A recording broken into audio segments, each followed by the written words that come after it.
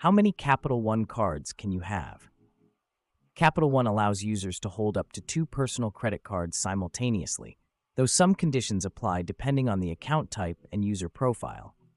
Notably, Capital One has specific criteria for application approvals and rejections that differ from those of other major credit card issuers. For instance, if you already hold 2 personal Capital One cards, it is likely you will face challenges in obtaining a third due to the company's restrictions on card numbers. Some exceptions apply, such as when one card is a co-branded product, but generally, this 2-card limit is a common experience across user reports on platforms like Reddit and myFICO forums. One advantage of Capital One's system is its flexibility regarding multiple account types. Capital One issues various cards, including personal, co-branded, and business cards. Users who wish to extend their Capital One portfolio may consider applying for business cards, which do not count toward the personal card limit.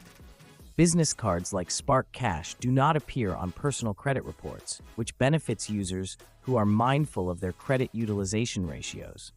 Additionally, certain business products provide unique perks and potentially higher credit limits, which are appealing to frequent business travelers or those needing a dedicated business credit line. However, there are drawbacks to Capital One's card limitations.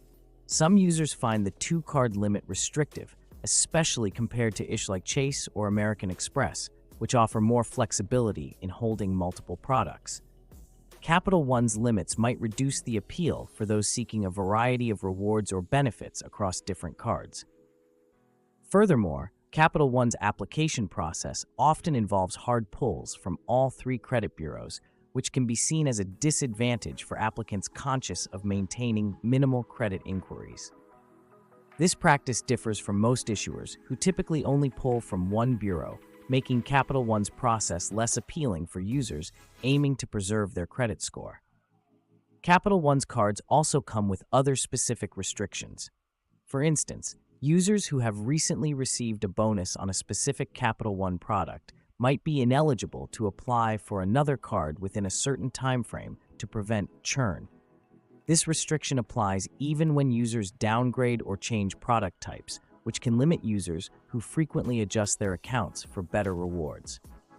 While this policy helps Capital One manage risk and maintain loyal customers, it can be inconvenient for those looking to maximize sign-up bonuses across products.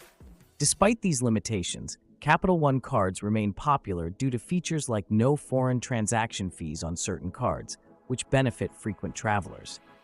Reward structures such as cashback on everyday spending and tailored business rewards make Capital One appealing, even with its limitations.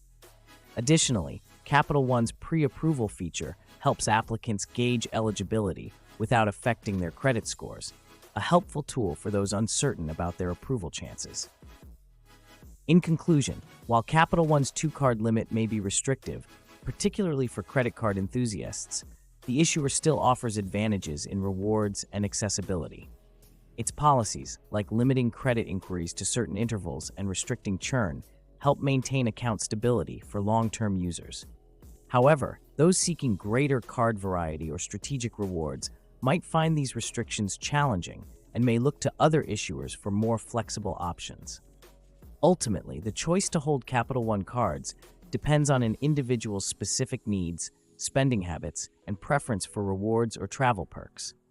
For many, the pros outweigh the cons, while others may prefer issuers with fewer restrictions and more liberal application policies.